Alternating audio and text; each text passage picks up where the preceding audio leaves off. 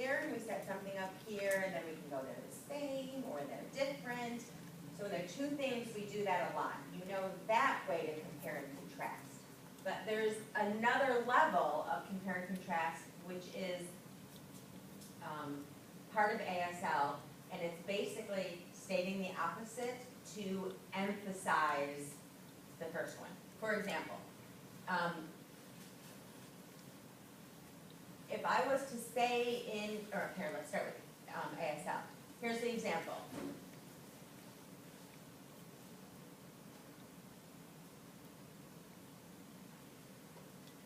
Okay, how would you put that interpretation into spoken English? Period. Done. Don't go high pitch on the end, Alyssa. You got it. Do it again. That man was walking normally. Right. So you don't need to say in English the contrast, because we say things very simplistically, very superficially in English. That man was walking slowly. You're not going to say, that man was walking slowly, he doesn't walk fast.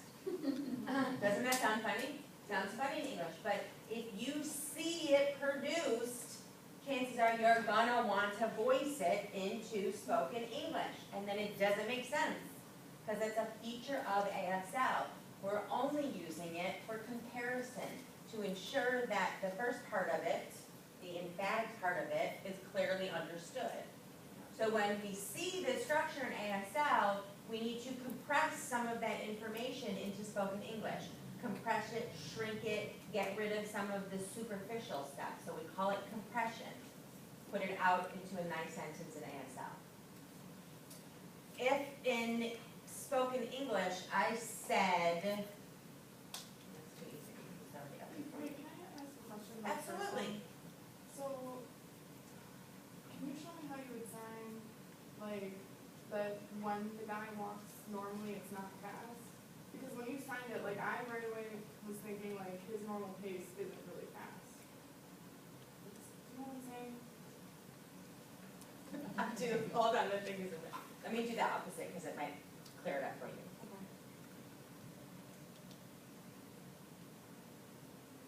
Okay. Does that make it? Yeah. Yeah.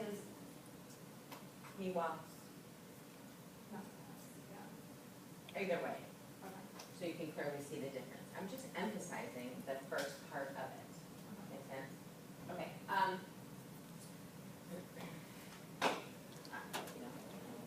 Boy, it's cold in here.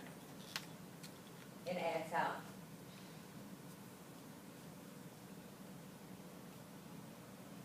There's a lot of repetition, a lot of, let me show you the extra stuff. How would you voice it into English? Compress it down to, what am I saying? Again, what are they saying? What do you need to convey? What are they saying? What do you need to convey? Period. That's how we say it in English. Yes? I tend to do what you just did is bookend. Is that just wasting extra time? No. Because it's more emphasis. Right. If you are transliterating, it's wasting time. Right. If you are in ASL, no, because it's part of ASL. But you So- can leave it up. No, The end. you can, but you shouldn't, because it's part of ASL, it's what we do. So if you have the opportunity to reiterate something or emphasize something, then you should. Here's another example, let me see if I can think of,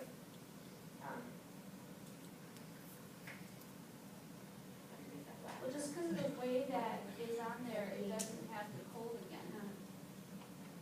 It doesn't, because if I was cold again, then I would be bookending. And I did it when I was Yeah. producing it for you, I bookended and I put a cold on the end again. So I contrasted it and bookended it.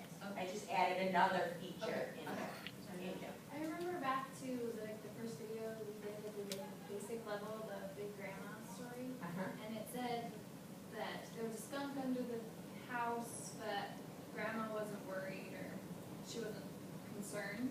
And so I remember I signed it like grandma worried, and I went, no, is that contrasting or is that? You stated the same thing. Okay. Grammar worry. Oh, no, you did contrast it. That's what Yeah, I- I'm sorry. Yeah. Okay, so if I were to say, I'm not, examples are not coming to me today. Let's say Aubrey had this bright yellow shirt on, okay? So if I said, wow, that's a bright shirt, how would you interpret it?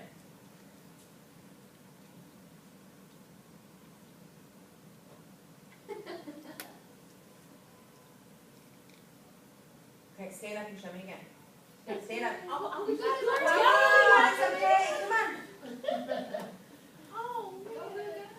I was looking at those something in my head. Well, the hands were moving, so it wasn't only in your head. Okay, I'm not sure, but.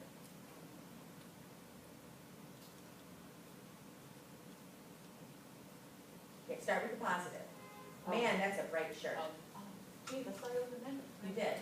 You're starting with the contrasting. Okay. Give me the statement first.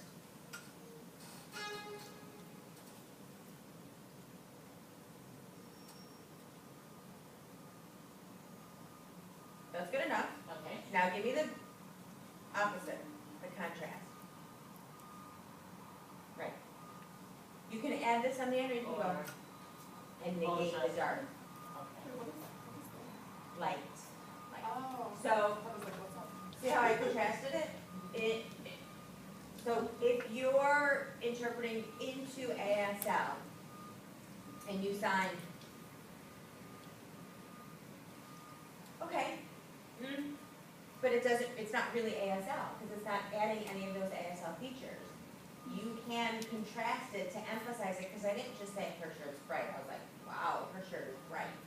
So I'm emphasizing that, which would mean I need you to add a little bit more to it, which ASL features, one of them could be to contrast it. By contrasting it, I've emphasized the statement that I want to make. Good? You know, ASL one, they always have like, when it's like wow or something to like.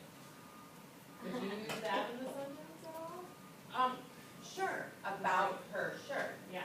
Yeah, sure, but that's not contrasting, that's emphasis, that's and I do this, I don't do this. I feel like I'm strumming a guitar. I know a lot of people do this, I just don't. All right, so contrasting. We can do anything with contrasting. You can contrast anything. That apple is sweet, it's not sour, it's whatever. So partner up really fast and everybody come up with an example. You give a statement and let your partner interpret it into ASL by using contrasting. Right.